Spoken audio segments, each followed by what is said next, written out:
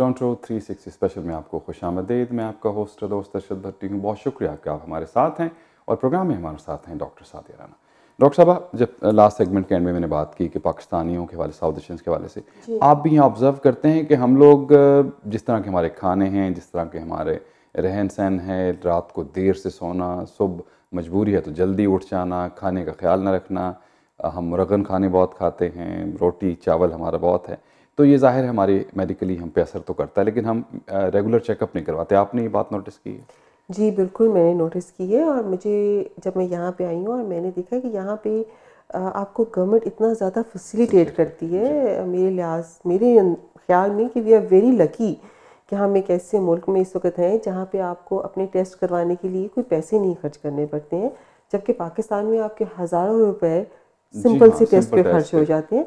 तो being a woman I would से कि हमारी जो ख़वातीन हैं उनको अपने रेगुलर चेकअप्स ज़रूर करवाने चाहिए। दे शुड डू दिस इससे पहले कि कोई खुदा ना खास्ता ऐसी बात आ जाए जिस पे कि वो फिर परेशान होकर फिरने लगे। हाँ, जहाँ तक आपने खुराक की बात की है, इसमें भी मैं बहुत ज़्यादा कहती हूँ कि हमारे खाने बहुत मुरगन है। हम मतलब शुरू ही उससे करते हैं जैसे जी प्याज और तड़का ऊपर तक, जब तक वो तरी ना आई हुई हो जी हमने खाना नहीं खाना। ईटिंग हैबिट्स हमारी बहुत ख़राब है, बहुत ज़्यादा सॉल्ट इस्तेमाल करते हैं। मुझे दरमियान में इस बात का इससे ताल्लुक़ नहीं, मुझे याद आ गई बात। पाकिस्तान में जब खुदा ना खास्ता कोई हॉस्पिटल जाता था तो वो अंदर अगर सर्जरी उसके कुछ है तो वो बाहर एक बंदा निकलता था, एक पर्ची देता था कि ये दवाइयाँ लें। हाँ जी बिल्कुल। आधे घंटे के बाद और दवाइयाँ। इतनी दवाइयाँ तो कभी आप पूरे वार्ड में नहीं लगती, तो ये क्या कॉन्सेप्ट है? इसमें कभी आपने सोचा या वहाँ देखा, इसको ऑब्जर्व किया या अंदर जो डॉक्टर है वो लिख के भेजते थे ऐसी दवाइयाँ? जी, हकीकत में बात है कि वाकई ऐसा होता है, बिल्कुल होता है। और कई जगह पे तो बल्कि एक और चीज़ भी होती है कि जब हम दवाइयाँ मंगवाते हैं तो कुछ तो मरीजों पे यूज़ हो जाती हैं और कुछ स्टॉक में करते हैं। वो मेडिकल स्टोर पे वापस मेडिकल स्टोर में भी चली आती हैं, लेकिन कई दफ़ा हॉस्पिटल स्टॉक कर लेता है।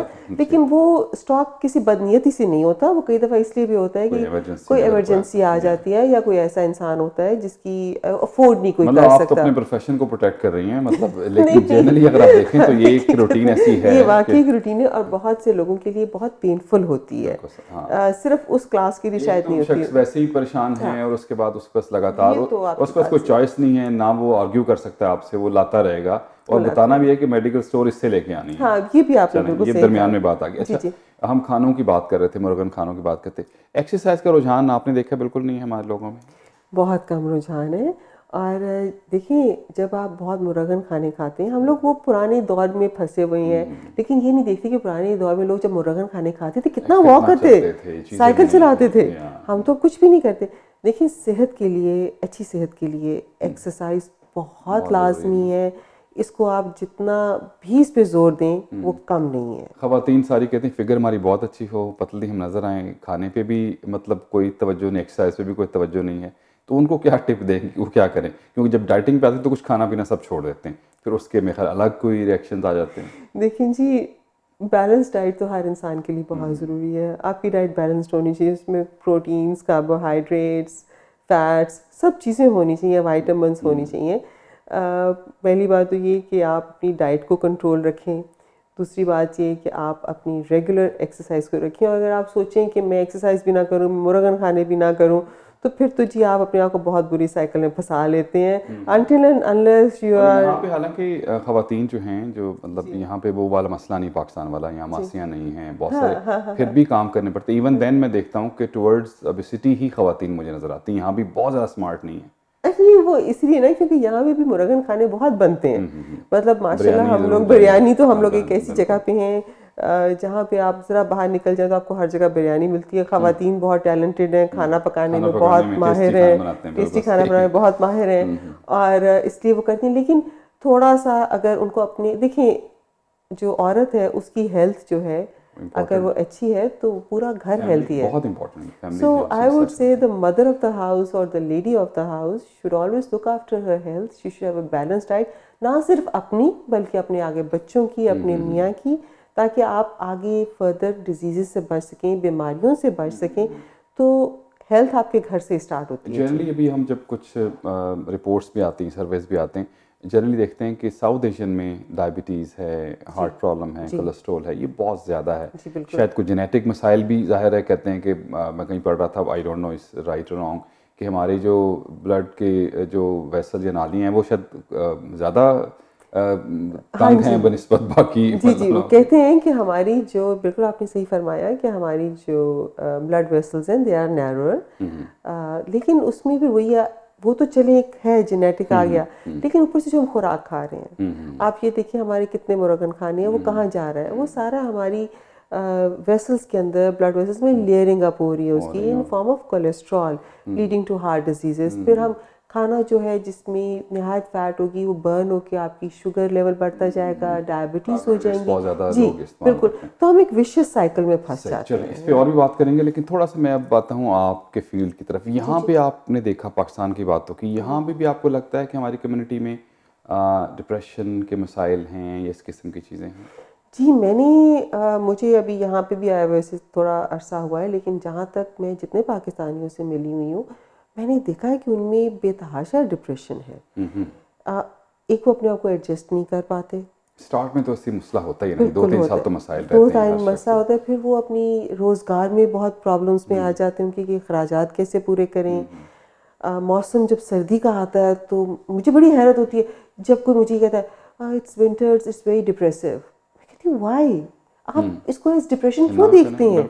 आप अपनी जिंदगी का देखने का अंदाज ही बदल लें। आप ये देखें कितना प्यारा मौसम है, अगर बाहर बर्फ भी हो रही है, सब कुछ लोग एंजॉय करते हैं उसमें, लोग एंजॉय करते हैं। गौरव ये है कि वो एंजॉय करना शुरू कर देते हैं, हम घर में बैठ जाते हैं, जी की करना जी, बाहर बड़ी बर्फबारी हो रही है। हमारा ये मसला ये भी है कि हम कल के बारे में ज़्यादा सोचते हैं, आज के बारे में कम सोचते हैं, वो डिप्रेशन इफेक्ट से ज़्यादा हो जाते हैं। बिल्कुल आपने बिल्कुल जी सही फरमाया, हम आज अभी को एंजॉय नहीं करते। ये हमारे अंदर वो एक इनहेरिटेंट आ गई है कि जी हम कल भी नहीं, परसों भी नहीं, हम साल से आगे, 10 साल से आगे का सोचना शुरू करते हैं, वो हम डिप्रेशन में होते हैं। तो we lose the important moment, the important time.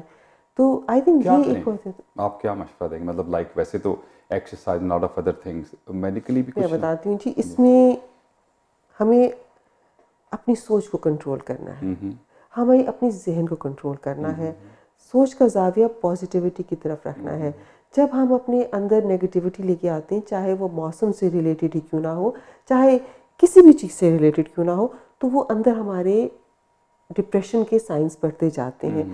अगर हम हर चीज़ को खूबसूरत देखें, एक बड़ी बात है जिसे हम कहते हैं अल्लाह से एक दुआ करते हैं कि अल्लाह अपनी रज़ा में हमें भी सही है, तेरी रज़ा में राज़ी हो जाए। तो जब आप ये एग्जैक्टली जब ये करना सोच लें और हर मौसम को एंजॉय करना शुरू करें, बारिश, बरसात, सर्दी, बर्फ, गर्मी, तो आप यकीन करें कि आप खुद ही ट्यून्ड हो जाते हैं। क्योंकि यहाँ पे माशरा ऐसा है कि सब लोग काम करते हैं, फैमिली पूरी काम कर रही होती है, बाज़ को टाइम नहीं मिलता, तो वो जो बाज़ात आप हम आदि बैक होम के होते हैं, वही चीज़ हम यहाँ भी चाह रहे होते हैं, लेकिन वो हो नहीं रही होती, तो अपने आप से जंग लग रही होती है, तो वो फैमिली पे उसका असर होता है, और उसके बाद इन दी एंड उसमें मसाइल शायद उसमें मसाइल आपने बिल्कुल कहा, लेकिन कोशिश यही करनी चाहिए जी, मैं जिनको भी मिलती हूँ, हर फैमिली के लोगों को, जिन लोगों से मेरा मिलना होता है, कि थोड़ा वक्त इकट्ठे बैठने को ज़रूर लगाएं कि आप चाहे खाने की टेबल नहीं, क्योंकि टाइम यहाँ पे हर एक का फ़र्क है, रात को थोड़ा अरसा सारे इकट्ठे बैठ के, चलो वीकेंड पे ही हो,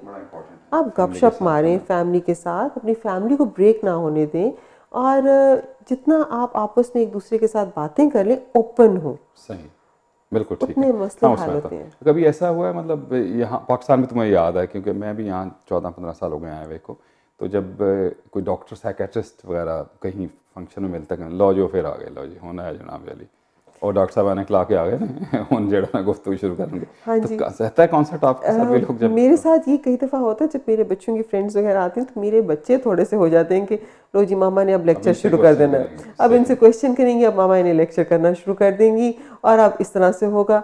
लेकिन on the other hand I feel कि जिन बच्चों से मैं बात कर रही होती हूँ, उनके अंदर इतनी छुपी हुई चीज़ें होती हैं कि वो खुद ओपन होना चाहते हैं। सो ये वाकई आपकी बात सही है, ऐसा होता है, कॉन्सेप्ट ऐसा होता है जी, बिल्कुल बिल्कुल होता है। जनाब डॉक्टर साहब के साथ हमारी गुफ्तगू जारी है, एक वक्फा, और लास्ट सेगमेंट में कुछ और गुफ्तगू यहाँ के हवाले से, कनाडा के हवाले से करेंगे। स्टे ट्यून्ड, आप देख रहे हैं टोरंटो 360 स्पेशल अरशद भट्टी के साथ।